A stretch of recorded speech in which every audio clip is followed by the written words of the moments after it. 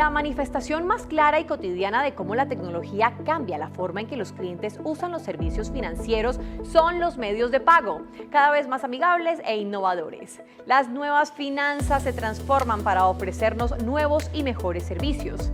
Riskmatics presenta la conferencia magistral Global Outlook and New Finance in the Banking Industry. Miguel Díaz es economista en la Universidad de Chicago y del ITAM. Es director general de sistemas de pagos e infraestructuras de mercados en el Banco de México. En su puesto actual es responsable de la operación y desarrollo de las principales infraestructuras financieras del país y ha liderado proyectos como la expansión de infraestructuras de pagos del Banco de México para procesar pagos de bajo monto en un esquema 24/7. La creación e implementación de una funcionalidad de cobro digital CODI y el desarrollo de un sistema de pagos en dólares en tiempo real dentro de México Speed. Damos la bienvenida a Miguel Díaz al Digital Banking and Financial Technologies Forum 2021.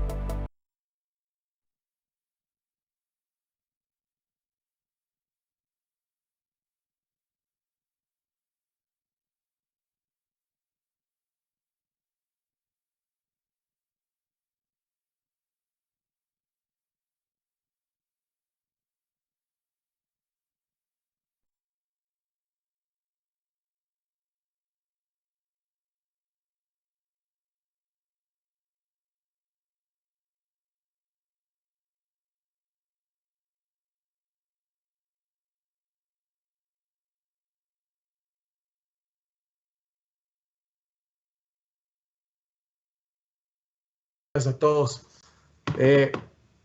Déjenme, empiezo dándoles un poquito un antecedente, hablándoles de lo que todos conocemos, que es cómo el elemento digital se ha metido en nuestras vidas, en lo más íntimo de nuestras vidas y ha cambiado la forma en la que hacemos diferentes cosas en el día a día. Este avance ha sido como muy rápido, muy acelerado y ha cambiado verdaderamente de fondo el cómo hacemos las cosas. Sin embargo, esta penetración digital que vemos, por ejemplo, en el caso de México tenemos 85 millones de teléfonos inteligentes en manos de la población, en manos de todas las diferentes posiciones dentro de la pirámide sociodemográfica. Hay una penetración digital bastante profunda. Sin embargo, cuando uno empieza a analizar la penetración en términos de inclusión financiera, las cosas se ven un poquito distintas. Entonces, de los 85 millones de teléfonos inteligentes, tenemos alrededor de 40 millones de personas nada más con cuentas en instituciones financieras. Y de estos 40 millones de personas, pues no todos utilizan sus cuentas con una intensidad que se pudiera considerar como una inclusión financiera real. ¿Cómo le hacemos para que de estos 85 millones de personas que están ya penetrados digitalmente, logremos el hacer esta penetración en términos de inclusión financiera? Y creemos que aquí el objetivo central tiene que ser el incluir nuevos participantes, tanto financieros como no financieros, que ofrezcan servicios especializados a los diferentes sectores de la población, que entren nuevas ideas en nichos que no habían sido atendidos por las instituciones financieras tradicionales y que por lo tanto empecemos a llegar a aquellos recovecos de la población que no necesariamente habían sido atendidos en el pasado. Ahora, en esta labor, que es una labor bastante intensa, las autoridades tenemos un papel bastante importante.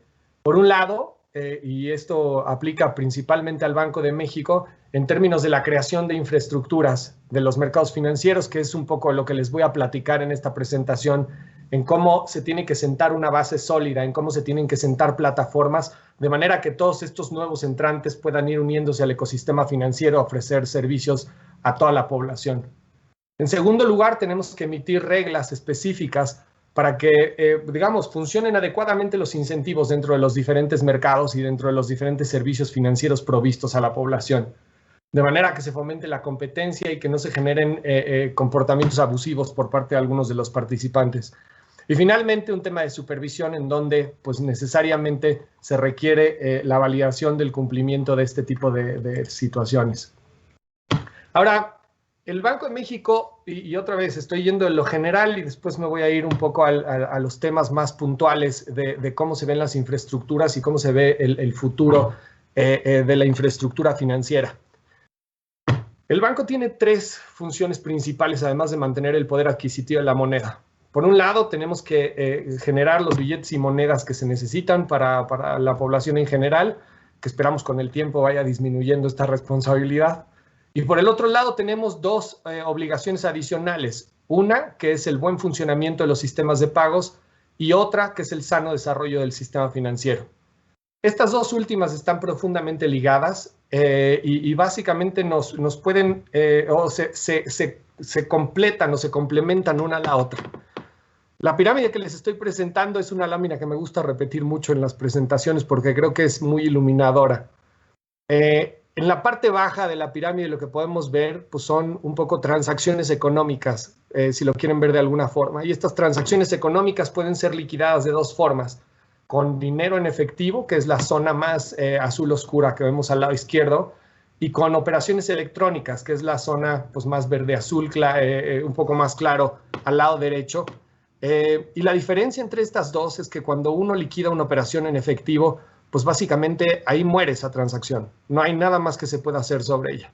Cuando uno empieza a liquidar en términos de pagos electrónicos, se empieza a generar un historial y con ese historial uno puede ir subiendo en esta pirámide de inclusión financiera de manera que uno entra por el lado de pagos, pero después empieza a recibir ciertos productos adicionales, ofertas de crédito, ofertas de inversión, basadas en el comportamiento anterior que había quedado registrado con los pagos electrónicos. De esta manera se pueden generar servicios específicos, muy especializados, que están diseñados para la persona o para la empresa específica y con lo cual podemos llegar a una situación en donde gana el usuario final porque tiene un crédito o tiene una oportunidad de inversión en el momento en el que lo necesita, gana la institución financiera porque puede vender más productos y servicios y en general ganamos como sociedad porque se vuelve, digamos, una situación desde una perspectiva económica en donde hay más productividad y donde se hace un suavizamiento de los patrones de consumo de los individuos, lo cual siempre es beneficioso desde la perspectiva social. Ahora, todo esto, déjenme englobarlo en una visión que tenemos en el Banco de México respecto a los pagos electrónicos. Y esta visión más o menos va así, es que todos los mexicanos, independientemente de cuál sea su extracto socioeconómico, cultural, educativo, etcétera, deben tener acceso a enviar y recibir pagos electrónicos de manera eficiente, segura, casi gratuita y con seguridad de que cada transacción va a llegar a donde tenía que llegar. También con claridad de que si algo llega a suceder de manera incorrecta, pues va a haber responsabilidades muy claras y se van a poder aclarar cualquier inconveniente. Ahora, ¿por qué esto es nuestro objetivo? Pues nuestro objetivo, como lo dije antes, es primero para fomentar inclusión financiera y fomentar un crecimiento económico a través de la provisión de servicios financieros más avanzados, pero también por el otro lado, el objetivo es que no se distorsionen las decisiones económicas de los individuos. Si yo decido comprar un título, si yo decido comprar una acción o si yo decido comprar un gansito, no debería cambiar mi decisión de si quiero comprar cualquiera de estos instrumentos financieros o bienes de consumo, dependiendo de cuál es mi medio de pago.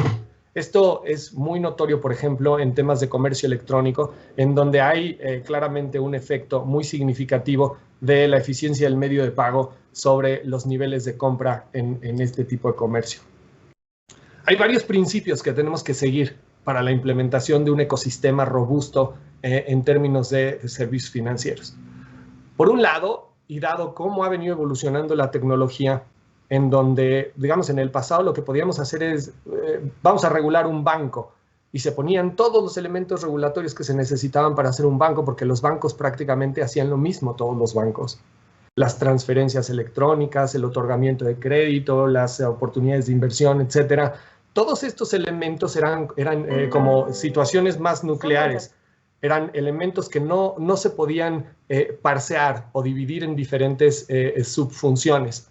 Lo que estamos viendo con el advenimiento de la tecnología y la entrada de los nuevos participantes es que cada uno de estos servicios se empiezan a fragmentar en diferentes elementos. Entonces, lo que era una transferencia electrónica que antes manejaba un banco, ahora se puede constituir en 5 o 6 pasos. La iniciación del pago, el procesamiento de parte del banco emisor, la cámara de compensación, el procesamiento de parte del receptor, la validación de las credenciales de pago y cada uno de estos subservicios que en su conjunto generan una transferencia electrónica pueden ser provistos por una entidad diferente.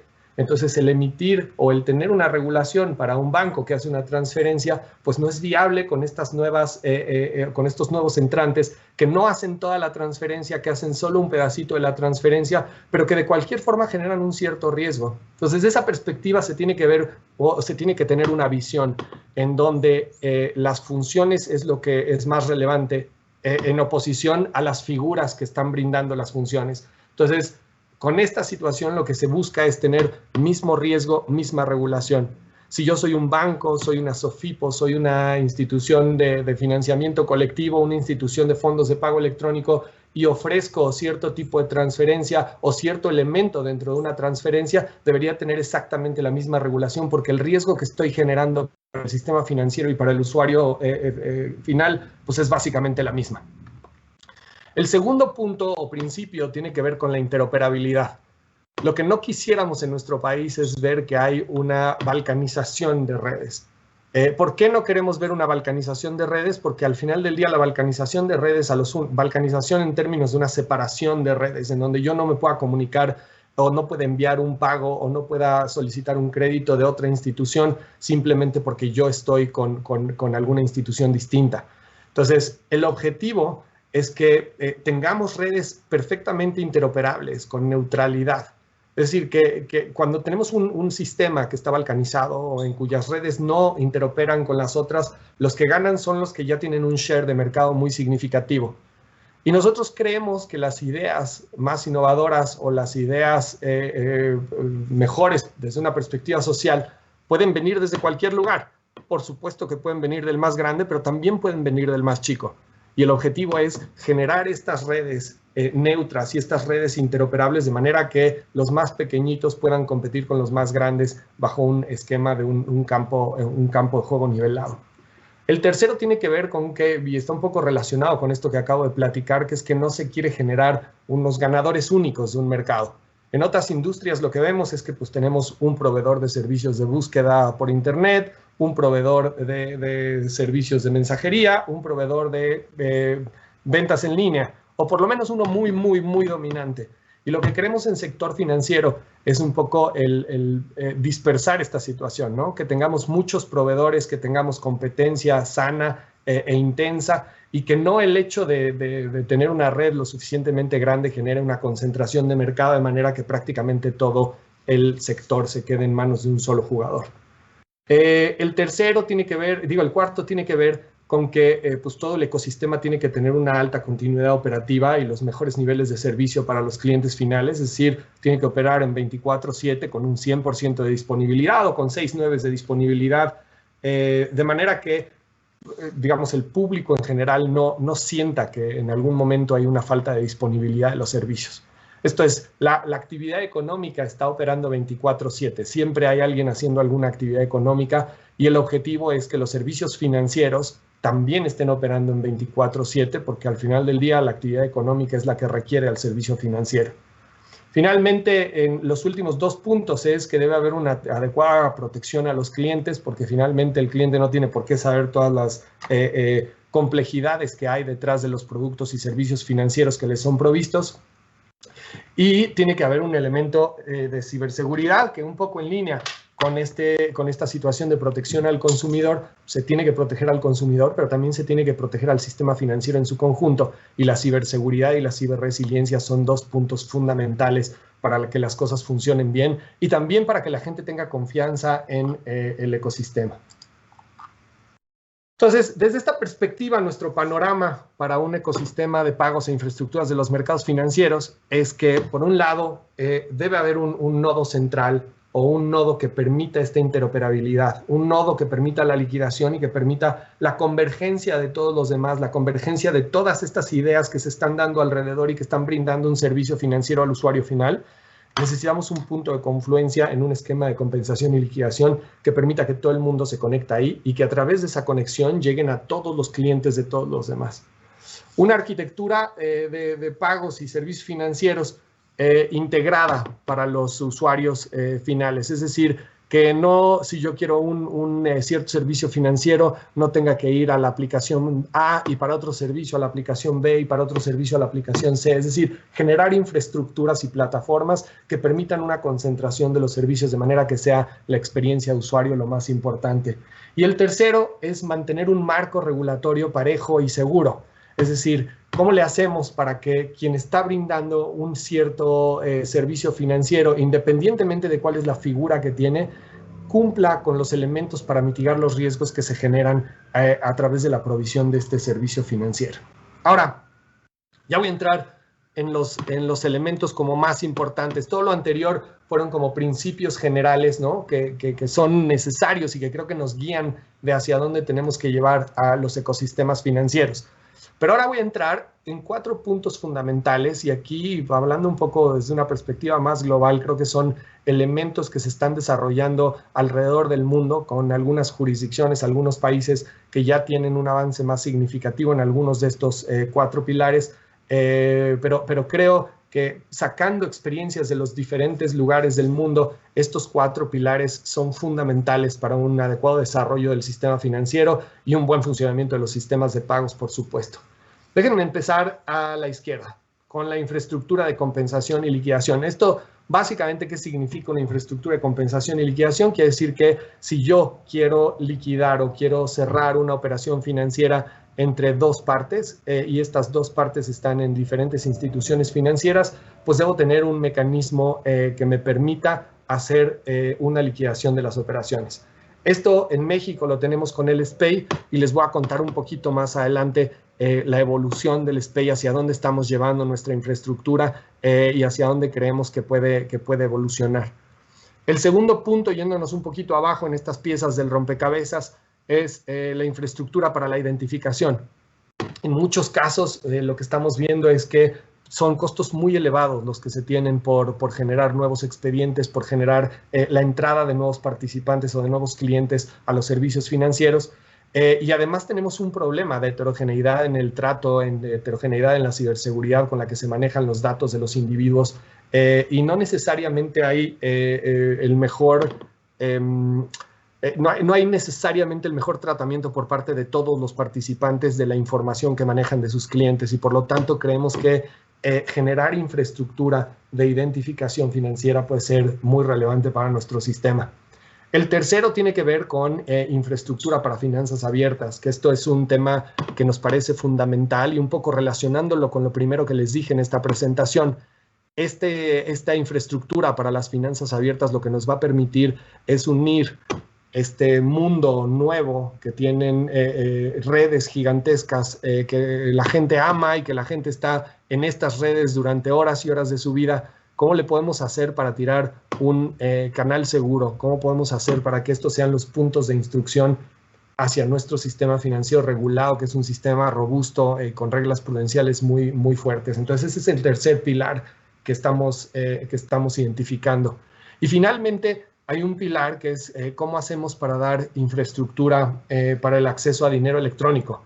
Y esto de dinero electrónico voy a ir un poquito más a detalle durante la presentación, pero esto es un poco diferente tanto a las instituciones de fondos de pago electrónico como a los criptoactivos. Esto tiene que ver más con una moneda digital emitida por el Banco Central. Entonces, creemos que estos 4 pilares o estas 4 piezas del rompecabezas son fundamentales para un adecuado desarrollo en las siguientes 2 décadas de nuestro sector financiero y son elementos en los que el Banco de México ya está trabajando de manera muy intensa para conseguirlo.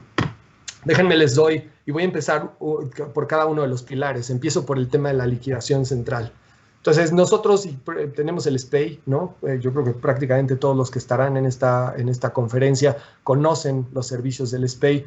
Posiblemente no conozcan que no es el común alrededor del mundo el tener un sistema que opera en 24/7 con las características del SPEI, en donde pues básicamente tú mandas tu pago y lo recibe tu receptor en menos de 5 o 7 segundos. En otros países del mundo, incluido Estados Unidos, dependiendo quién seas, puede que lleguen los mismos 5 segundos, pero puede que lleguen 24 o 48 horas tu transferencia. Entonces el SPEI es una infraestructura muy importante dentro de nuestro país, es la infraestructura de los mercados financieros más importante que tenemos en el país. Fue desarrollada por el banco y lo que hace es que permite el procesamiento y liquidación tanto de los pagos de alto valor como de los pagos de bajo valor. En otros países, algunas de las infraestructuras manejadas por los bancos centrales solo permiten las operaciones de alto valor, es decir, permiten que los bancos liquiden operaciones con otros bancos, pero no permiten que los clientes de los bancos liquiden operaciones con los clientes de otros bancos o de otras instituciones financieras, porque además el SPEI no está solo abierto a bancos, también está abierto a otras instituciones como instituciones de fondos de pago electrónicos o FIPOS o CAPS, básicamente cualquier institución regulada que cumpla con las reglas. Otra vez, en línea con esto que les comentaba de que la regulación tiene que ser por función, no necesariamente por figura. Entonces, en el SPEI son bienvenidas todas las entidades que tienen una regulación y que cumplen con los elementos específicos que se establecen en el SPEI. Les cuento un poquito la evolución del SPEI. Nace en 2004 para sustituir a otra infraestructura que existía antes que se llamaba SPEWA y después ha venido evolucionando. En 2007 abrimos el SPEI no solo para la banca, sino para otras instituciones financieras reguladas. Y después en 2015 hicimos una modificación significativa, primero para empezar a operar en un esquema más parecido a 24/7, y ya que logramos cerrar todos los temas tecnológicos con el detalle, en el mismo 2015 empezamos a ampliar la operación del SPEI a 24 horas. Entonces desde 2015 existe. En 2017 lo que hicimos es que obligamos a que los participantes que daban un servicio al público en general, es decir, que tenían más de 3,000 cuentas de depósito, también ofrecían el servicio a los clientes 24 horas. No es lo mismo que se ofrezcan las 24 horas en la infraestructura central a que los bancos que están conectados a esa infraestructura central le ofrezcan a sus clientes. Es por eso que es distinto a la evolución en 2017. Y ya para 2019, pues digamos, estamos empezando a abrir diferentes funcionalidades que creemos van a impactar en el funcionamiento del ecosistema de pagos. Ahora, ¿por qué es relevante hablarles del SPEI en este momento? Pues porque cuando empezamos a ver el crecimiento de las operaciones al menudeo en el SPEI, empezamos a ver una tendencia pues, que se puede ya empezar a parecer más a una tendencia exponencial de crecimiento. Cuando ves que este año vamos a cerrar con 2,000 millones de operaciones, con respecto al año anterior, en donde teníamos 1,200 millones de operaciones, las cosas empiezan a volver pues, cada vez más relevantes desde una perspectiva tecnológica. Es decir, empezamos a llegar a ciertos cuellos de botella en diferentes elementos. Y aquí no hay un elemento de qué preocuparse. Nuestro sistema actual nos alcanza para los siguientes 5 años o así. Sin embargo, creemos que si llegamos a tener cierto éxito en términos de jalar algo de esa base de la pirámide que les enseñaba, que hace las operaciones en efectivo, si llegamos a jalar una parte de ese 90% de las operaciones que hoy se realizan en efectivo y las mandamos a realización electrónica, podemos tener unas presiones muy significativas sobre la arquitectura tecnológica que tenemos.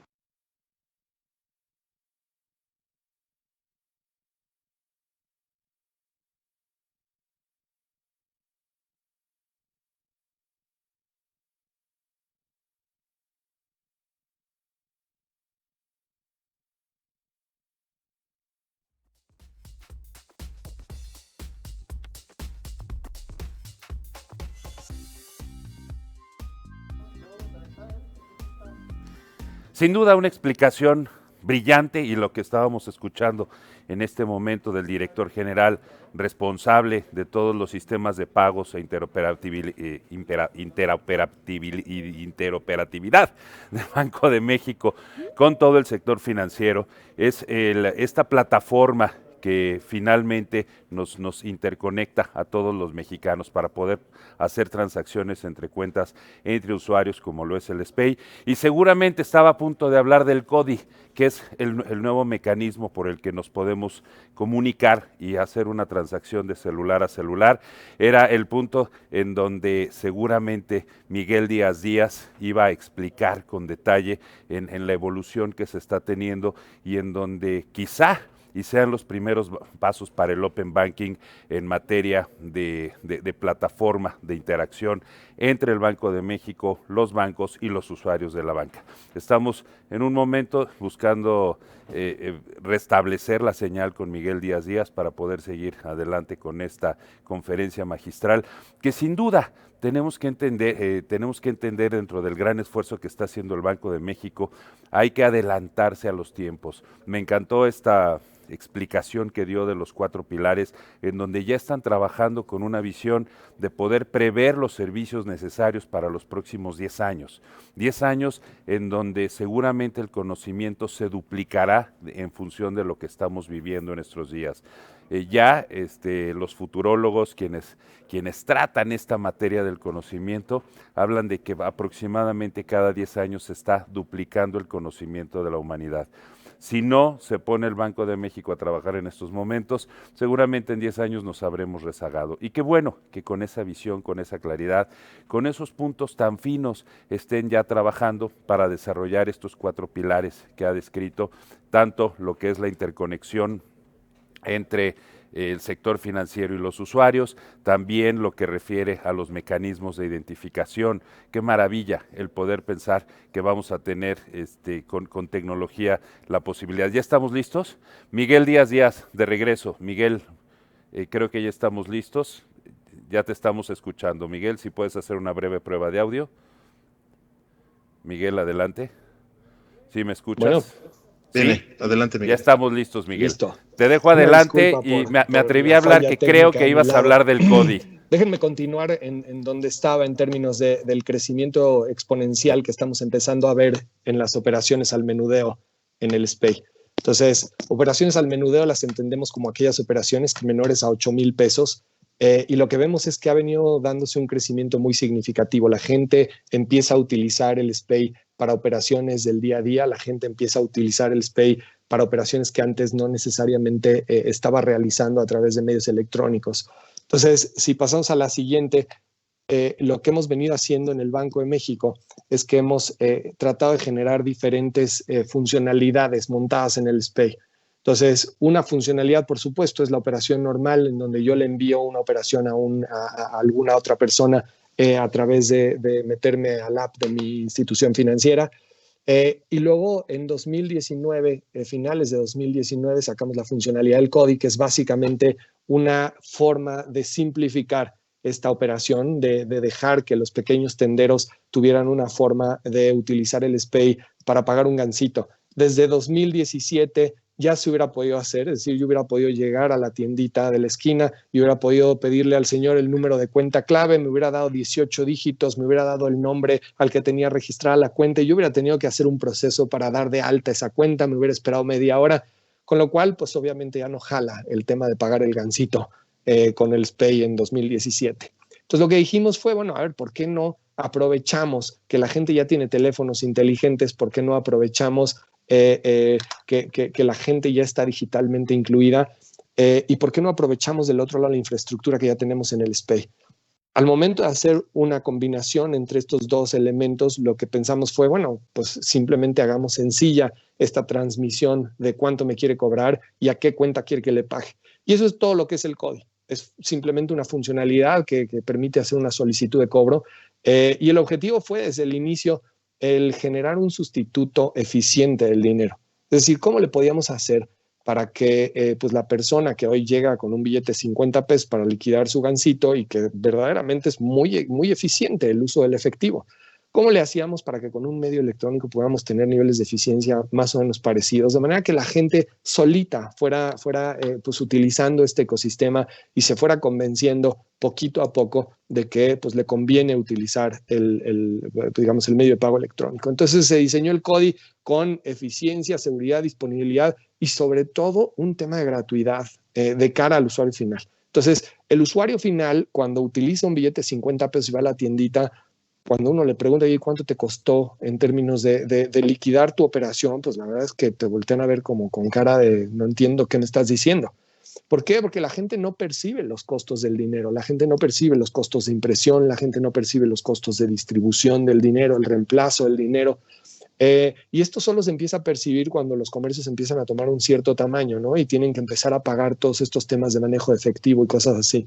Entonces, desde una perspectiva financiera es obvio que el dinero en efectivo tiene un costo significativo para la sociedad, no solo en términos del manejo directo, sino en términos de lo que se pierde desde una perspectiva de inclusión financiera. Pero desde la perspectiva del usuario final, esto no es el caso. y por lo tanto teníamos que crear una infraestructura y un ecosistema en donde pues, pudiéramos competirle verdaderamente al efectivo. Cuando uno habla, por ejemplo, de la utilización de tarjetas en estos pequeños comercios y va con los dueños de los comercios y le dice, oiga, usted si cobra con tarjeta 100 pesos, le voy a pagar 97 pesos y se los voy a pagar en 48 horas, el señor de la tiendita dice, bueno, perfecto, más bien voy a continuar recibiendo mi dinero en efectivo porque me pagan 100 pesos y yo me puedo voltear y utilizar estos 100 pesos para pagarle a mi proveedor. Lo mismo sucede con esta funcionalidad, digamos, lo mismo, no lo mismo, lo contrario sucede con esta funcionalidad en términos de, a ver, la gente dice, pues me voy al efectivo directamente. Ahora, con CODI lo que podemos hacer es replicar eso mismo de recibir el billete en efectivo y pagarle a mi proveedor al lado. ¿Por qué? Porque es una operación inmediata, es una operación de liquidación bruta, es decir, a mí me paga 100 pesos, yo recibo 100 pesos en mi cuenta y me puedo voltear inmediatamente y lanzar un SPAY hacia mi proveedor y pagarle los 100 pesos. Entonces, el objetivo era esto, simplificar, llegar a generar un sustituto eficiente o un sustituto viable del efectivo.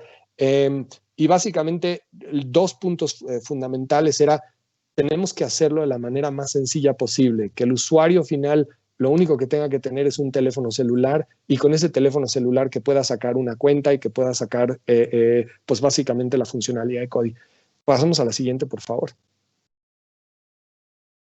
Desde esta perspectiva, pues aquí vienen algunos de los beneficios, ¿no? Que, a ver, una operación con CODI es una operación con SPAY, por lo tanto es inmediata, no tiene el cobro de comisiones, que es muy importante en términos de llegarle a las tienditas más pequeñas que tienen cierta reticencia a pagar una comisión por recibir algo de lo que ellos están trabajando. Y tiene una infraestructura que tiene los más altos niveles de seguridad, fue pensada con los más altos niveles de seguridad desde un inicio. Y desde la perspectiva de los comercios, pues a diferencia de lo que se puede hacer con otros pagos electrónicos que están disponibles, se puede tener una disponibilidad de los recursos inmediatamente en oposición a 24 o 48 horas con otros medios de pago electrónico. Las transacciones otra vez no tienen costo y se reducen los riesgos del manejo de efectivo.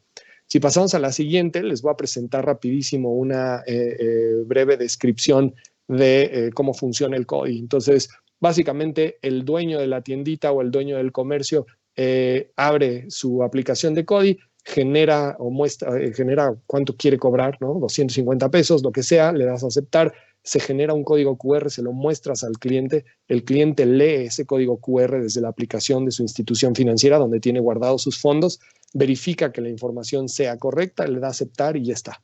Es decir, básicamente lo que tratamos de hacer fue minimizar el número de pasos que se tienen que hacer. Aquí estamos poniendo que son 5 pasos, pero en realidad, pues digamos, es generar el código y del otro lado leer y aceptar. Entonces, son 3 pasos en realidad y todo esto pues ocurre en unos pocos segundos. Los que lo hayan utilizado podrán dar fe de esto. Y el objetivo es pues dejar una funcionalidad más. Obviamente el CODI no es una bala de plata, el CODI es simplemente una funcionalidad más que se monta sobre el SPAY y que puede contribuir a este crecimiento exponencial en las operaciones dentro del ecosistema. Además del CODI, pasamos a la siguiente y podemos ver que tenemos, ya tenemos más de 11 millones de usuarios con cuentas validadas dentro del ecosistema, pero si quieres pasamos a la siguiente y les cuento un poquito de qué se está haciendo en adición a los temas de CODI. Aquí estamos hablando de algo que se llama PagoCel, la verdad es que todavía no tiene nombre, pero es una funcionalidad adicional en la que estamos buscando simplificar el envío de pagos electrónicos. Entonces, con el CODI lo que logramos o lo que queríamos empujar era un poco, yo como comercio quiero solicitarte un pago y entonces como comercio lo que hago es que genero mi código QR de manera que tú lo lees y lo aceptas. Ahora, ¿qué pasa si yo lo que quiero es empujar un pago hacia una persona para la cual no tengo la cuenta? Es decir, no me está pidiendo que le pague, pero yo quiero enviarle un cierto dinero porque le debo la cena de ayer a mi primo. Pero no tengo el número de cuenta de mi primo, lo único que tengo es su número de teléfono y lo tengo guardado en mis contactos. Entonces, lo que estamos haciendo con este PagoCel es generar una base de datos que puede relacionar los números de teléfono con los números de cuenta, de manera que el usuario final lo único que tiene que hacer es decir, por ejemplo, un ejemplo de una implementación de negocio de esto es hacer una integración con los asistentes personales y decirle al asistente personal, oye, mándale 100 pesos a Miguel.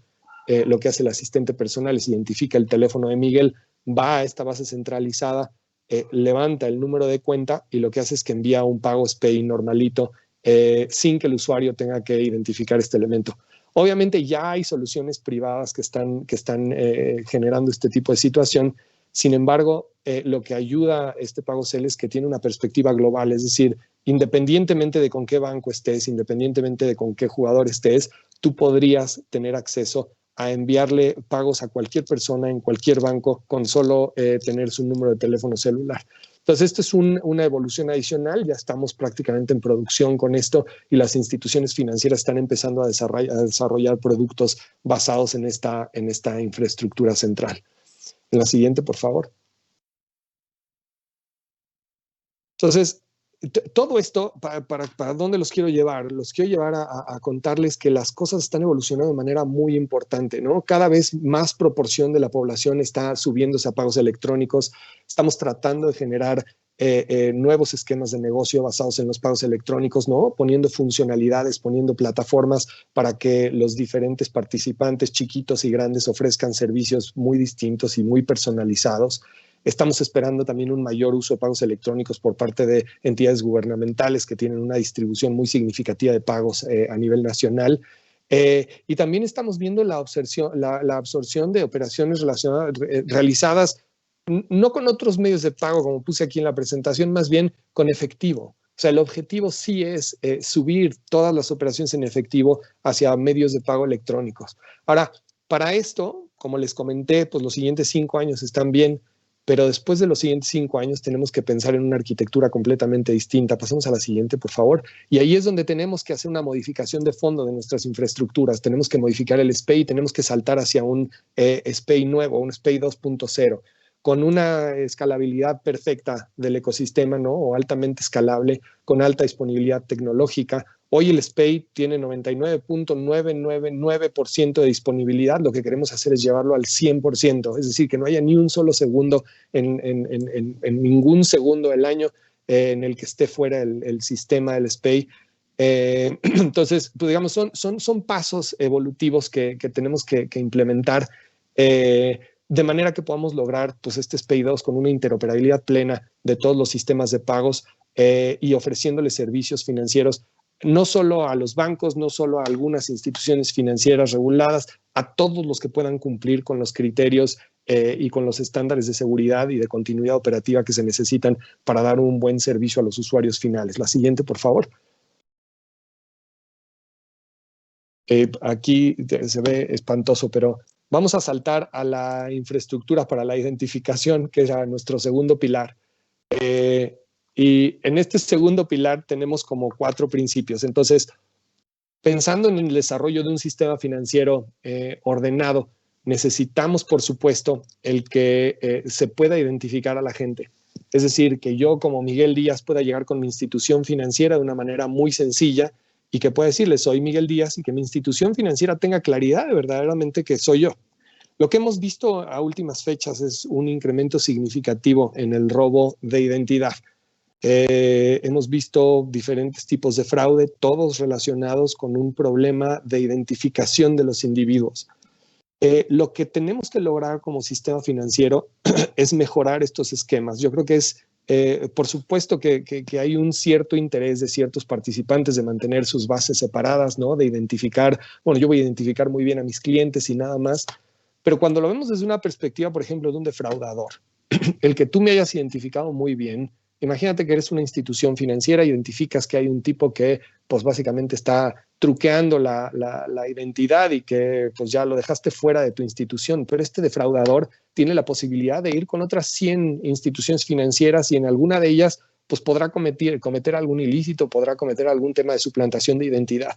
Entonces el objetivo es cómo generamos esta infraestructura para que, digamos, podamos coordinar todos estos esfuerzos y podamos evitar que estos defraudadores pues, se vayan yendo por digamos, los atajos y que vayan metiendo este tipo de operaciones que finalmente generan un daño significativo a la sociedad. Y entonces, con esta idea es, digamos, el segundo pilar, que es un tema que es este pilar de la identificación. Con este pilar lo que buscamos es facilitar a los usuarios acreditar su identidad. Entonces, el dueño de la identidad es el usuario final. No hay duda de esto, los bancos no son los dueños de nuestra identificación, no son los dueños de la información que nosotros les damos para abrir las cuentas. Cada uno de los clientes finales somos los dueños de esa información y deberíamos tener completa disponibilidad de dónde está nuestra información, de para qué se usa nuestra información y de cuándo quiero que se elimine, que se mueva al final del día es mío, que se haga lo que yo quiera con mi información. Entonces, esta infraestructura ayudaría un poquito a dar ese empoderamiento del usuario final para que él pudiera manejar su información privada o ella pudiera manejar su información privada como mejor le convenga. El segundo tema tiene que ver con cómo se intercambia de forma segura y regular la información. Hoy lo que vemos es que, pues, si bien hay algunas instituciones que están haciendo muy bien las cosas en términos del manejo de la información personal, hay otras que no tanto. Desde esta perspectiva, creemos que es bien importante el generar esquemas que protejan los datos personales y el manejo de los mismos por parte de las instituciones financieras. Seguramente a todos les habrá tocado la clásica llamada de alguna institución financiera donde saben perfectamente nuestro nombre y uno se pregunta de dónde sacan esta información. Pues la sacan de un mal manejo de alguna otra institución a la cual nosotros le compartimos los datos, y creo que aquí es importante que esta infraestructura o este segundo pilar sea lo suficientemente robusto para evitar este tipo de comportamientos. El tercero tiene que ver con el mantenimiento de registros confiables, es decir, también desde una perspectiva desde una perspectiva, por ejemplo, de las instituciones financieras, el que la información pueda ser validada múltiples veces, es decir, que la identificación de Miguel Díaz pueda haber sido validada con 2 o 3 autoridades y que se pueda ir verificando a lo largo del tiempo, es muy valioso. Tenemos una certeza mucho mayor de que la persona es quien dice ser, y con ello pues mejoramos la calidad del conocimiento del cliente que tienen que tener las instituciones financieras. Y finalmente se reducen los costos, que es un poco uno de los elementos importantes sobre los que estamos montando en este pilar, que es los costos de onboarding de las instituciones financieras suelen ser relativamente elevados en términos de estar verificando si la persona es quien dice ser, en términos de estar tratando de identificar si hay algún robo de identidad, etcétera. Y entonces este tipo de infraestructuras con los otros elementos que acabo de mencionar, como la calidad de la información, ¿no? y el empoderamiento del usuario final, pues nos permiten esta reducción de costos y reducir también duplicidades, porque digamos, si yo lo que puedo hacer es tener un motor biométrico, un identificador de biometrías y utilizarlo a nivel del sistema financiero, pues la verdad es que se reducen los costos a tener pues 250 motores, uno en cada una de las instituciones financieras que realizan este tipo de operaciones. ¿Quieres pasamos a la siguiente?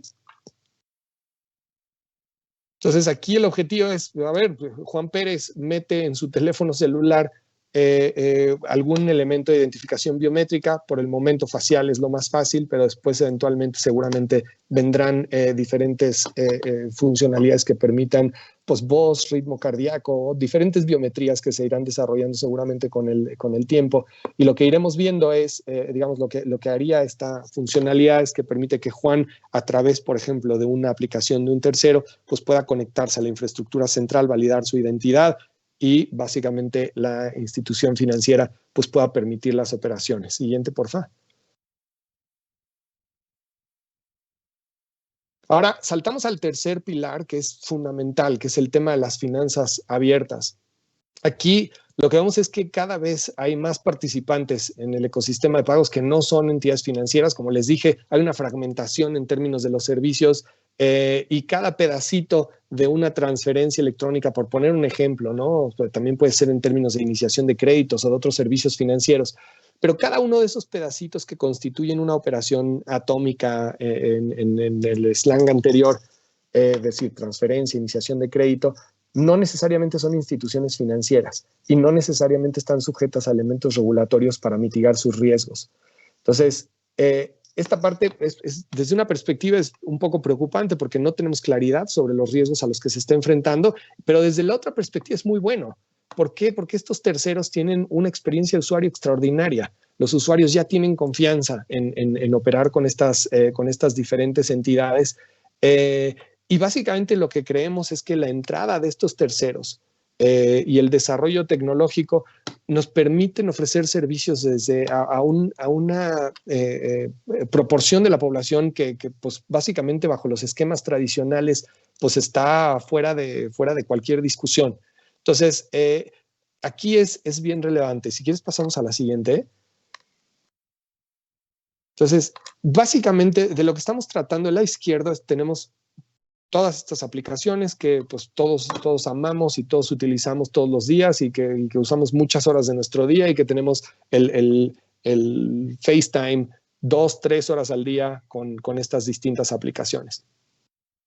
Del lado derecho tenemos a las instituciones financieras reguladas, que son pues, las instituciones que saben cuidar nuestro dinero, que tienen un repertorio de herramientas y un largo bagaje en términos de saber cómo cuidar nuestros recursos, ¿no? Instituciones que toman depósitos, instituciones que otorgan crédito, es decir, todas las instituciones financieras reguladas las tenemos del lado derecho. Hay un montón de regulación que está toda diseñada para proteger a los usuarios finales y al sistema financiero. ¿Cómo le hacemos para que el UX que tenemos del lado izquierdo, ¿no? el Customer Experience del lado izquierdo, que todos amamos, pueda integrarse de manera pues, automática o transparente con toda esta seguridad que se está ofreciendo del lado derecho en las instituciones financieras reguladas? Y creemos que aquí la solución es tener un esquema de infraestructura, tener una infraestructura que permita finanzas abiertas. Y básicamente a lo que se refiere esto es cómo le hago para poner un canal tecnológicamente seguro entre mi aplicación de mensajería o mi aplicación de correo electrónico o mi sistema operativo de mi teléfono y las instituciones financieras en las cuales confío para dejarle mi dinero. Entonces, de eso se trata las finanzas abiertas y hay una gran discusión respecto a cuál es la mejor forma de implementar finanzas abiertas. Nosotros creemos que una de las mejores formas es generar una infraestructura central que permita que básicamente todos los que ofrecen los servicios que amamos del lado izquierdo se conecten a esta infraestructura central y todos los que ofrecen los servicios financieros y la seguridad del otro lado se conecten también a la infraestructura central y que pueda haber una interoperabilidad plena. Es decir, ¿cómo hacemos para generar un solo canal y donde ese solo canal pueda permitir que todos convivan en el mismo ecosistema con finanzas abiertas? Creemos que esto es bien importante para subir esos 40 millones de personas que tienen teléfonos inteligentes, pero que no necesariamente tienen una cuenta con una institución financiera. Siguiente, por favor. Entonces, siguiente, por favor. Aquí un poco los beneficios de las infraestructuras para las finanzas abiertas, para las personas, pues es que nos simplifica la entrada, nos mejora las experiencias y amplía la gama de productos. Es decir, todos las diferentes interacciones que podemos ver en los aplicativos que hoy utilizamos, ¿no? El hecho de que puedan hacer esta liga con las instituciones financieras reguladas, pues básicamente nos acerca al mundo financiero o nos acerca a nuestra vida real que tenemos hoy todos los días desde esta perspectiva digital hacia el mundo financiero y ayuda a que la gente que hasta hoy no está incluida pues pueda subirse de una manera muy sencilla con un par de clics dentro de la aplicación que ellos prefieran, no necesariamente dentro de la aplicación de la banca. El segundo, en términos de los beneficios para los proveedores de servicios, pues es que se les permite, bajo este esquema de finanzas abiertas, el tener una mayor especialización con servicios muy puntuales o muy dedicados. Es decir, en esta segmentación de las operaciones que les he venido platicando, lo que permite finanzas abiertas es hacer una simplificación para que ellos puedan proveer este tipo de servicios. Aprovecha las externalidades de red y les da mayor acceso a los diferentes tipos de clientes, es decir, sus redes incluso ya gigantes pues podrían ampliarse aún más. Y para la sociedad, pues lo que hace es que coadyuva en la inclusión financiera, que es creo el punto más importante.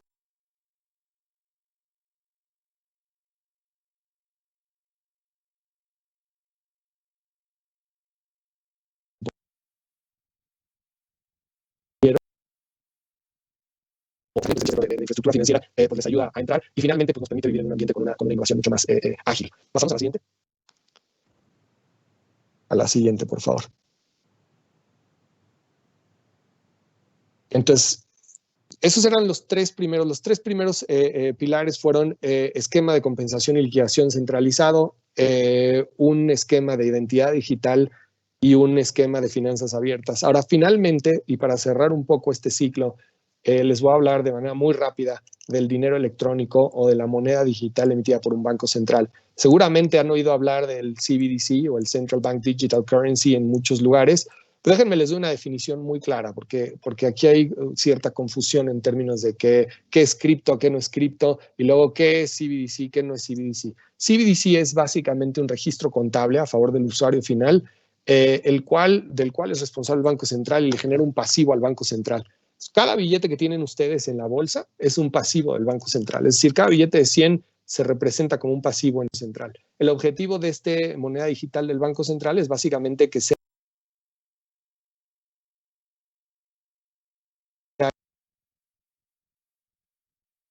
central, solo que va a estar denominado en un polímero o en un pedazo de papel, pues esté denominado en bits y bytes con un elemento de encriptación seguro. Debe cumplir con 3 elementos fundamentales, cosa que no necesariamente todos los criptos allá afuera hacen, que es que tiene que ser un medio de pago, tiene que ser una unidad de cuenta y tiene que ser un depósito de valor. ¿Qué significa esto? Financieras a través de esta funcionalidad. Una unidad de cuenta es para realizar operaciones dentro de un país, y el tercero, que es un depósito de valor, es decir, que al ser un almacén de riqueza para los usuarios. Entonces, pasamos al siguiente, por favor. El Banco de México ha venido analizando de manera profunda el tema de la emisión de moneda digital por parte del Banco Central, sobre todo en este contexto en donde lo que sí vemos es un desarrollo tecnológico que puede abrir la puerta a ciertas funcionalidades que no son viables bajo un esquema de dinero en efectivo, por supuesto.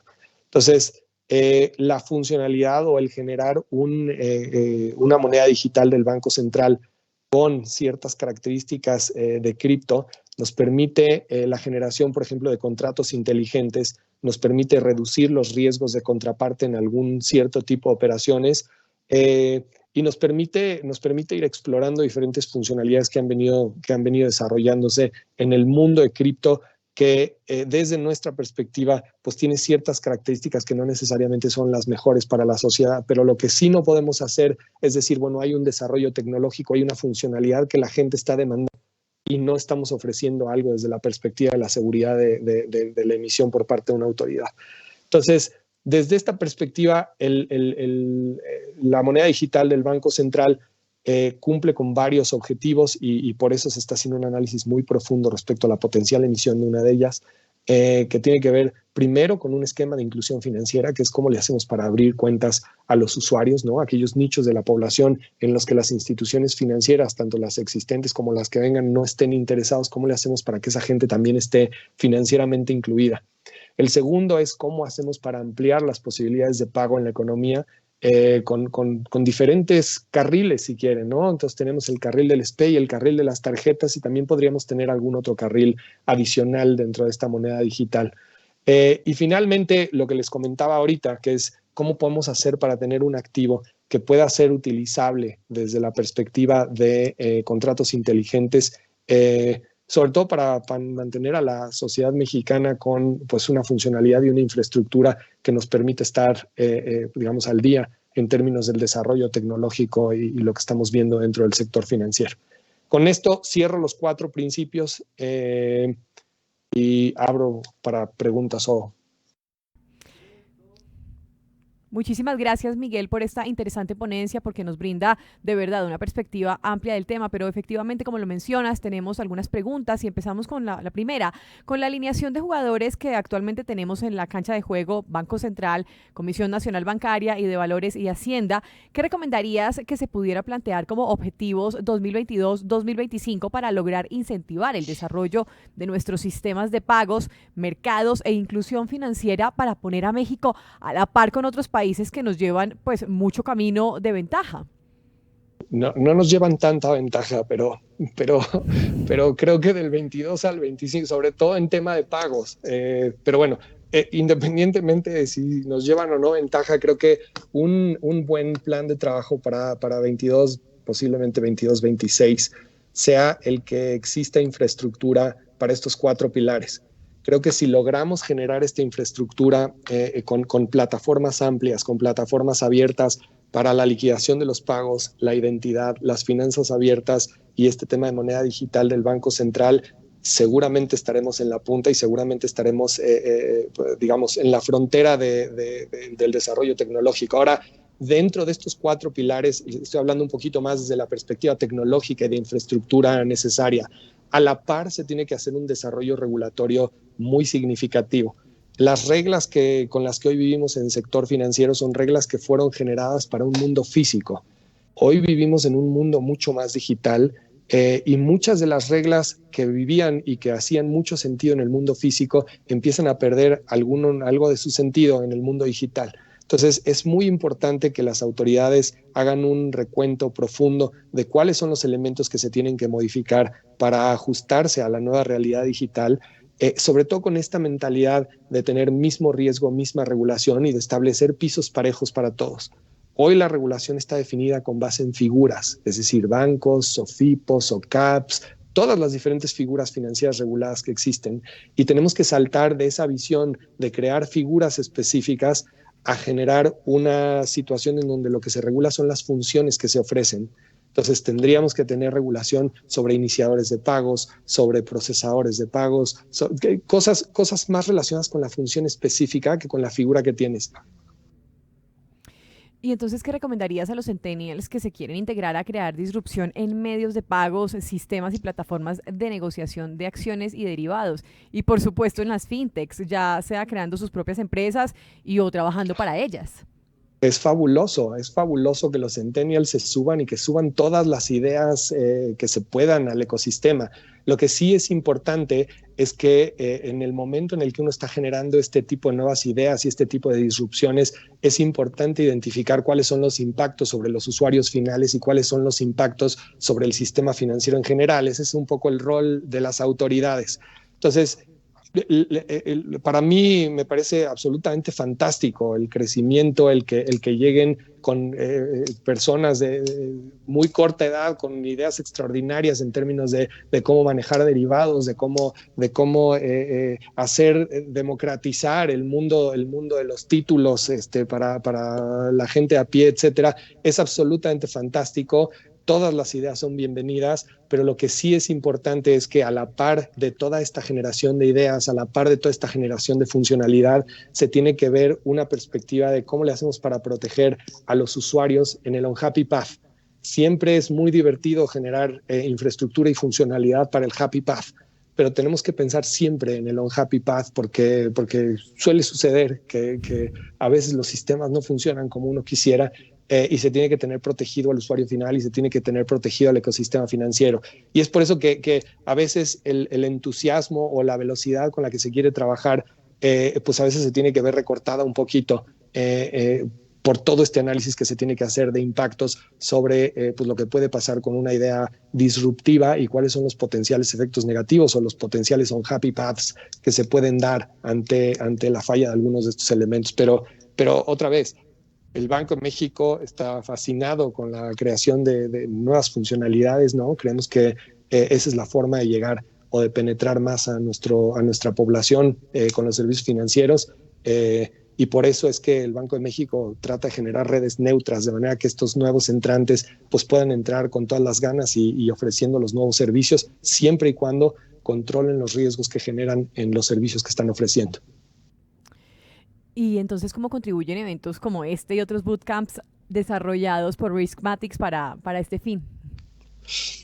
Pues un poco con la divulgación. Yo creo que simplemente el hecho de que gente que está desarrollando estos temas conozca cuál es la visión de diferentes jugadores, llámese Banco Central, llámese los bancos del establishment. Creo que es importante que se dé esta claridad, que la gente que está tratando de desarrollar nuevas ideas tenga una idea de cómo está todo el ecosistema, que es un ecosistema de por sí muy complejo, y me parece que este tipo de eventos pues ayudan un poco a esa divulgación, que no necesariamente está claro de dónde puede uno aprenderla, si no es oyendo pues ponencias como las que se han dado en todo este evento, que han sido maravillosas. Claro que sí, estos espacios con esos expertos, obviamente. Y por último, Miguel, ¿cuál será la importancia de la educación superior en este sector? O sea, ¿qué será importante? ¿La educación, la institución educativa de donde vengas, o más bien los skills con los que cuentas? Claro, claro. A ver, yo creo que aquí hay como o sea, a la gente le encanta hablar de educación y tal. Yo creo que es más bien, o sea, a ver, pensando, por ejemplo, desde la perspectiva de inclusión financiera, que todo el mundo dice, no, bueno, es que la educación financiera es fundamental y tal.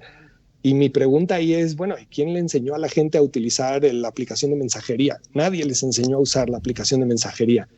Yo creo que lo importante es pues los productos que se pueden ir desarrollando y cómo estos productos caen de manera natural dentro de pues, las necesidades de los individuos. Entonces yo no necesito enseñarle que es una maravilla el ahorrar, le necesito verdaderamente poner una aplicación donde la persona pueda ahorrar sencillamente y que la persona vea que este ahorro pues, le está generando un beneficio en su vida personal, le está generando la posibilidad de después recibir un crédito, de recibir alguna otra funcionalidad financiera. Entonces, más que educación, a mí me parece desde la perspectiva un poco de la producción o de la penetración, es generemos productos específicos para la gente que verdaderamente capturen las necesidades y que verdaderamente les cambien la vida. Ahora, desde la perspectiva de quién tiene que producir esto, pues sí, la verdad es que la educación no, o sea, sí necesitas saber cómo programar, sí necesitas entender profundamente de qué se trata el sector financiero, pero pues eso no necesariamente te viene con un título, te viene con esfuerzo, perseverancia y tratar de entender y tratar de oír todo lo que puedas del ecosistema en el que te estás moviendo. Pero más que títulos, yo creo que va por el tema del desconocimiento y, como tú decías, los skills, por supuesto. Claro que sí. Gracias, Miguel, por compartir tu experiencia y conocimiento en la Digital Banking and Financial Technology Forum. Un placer.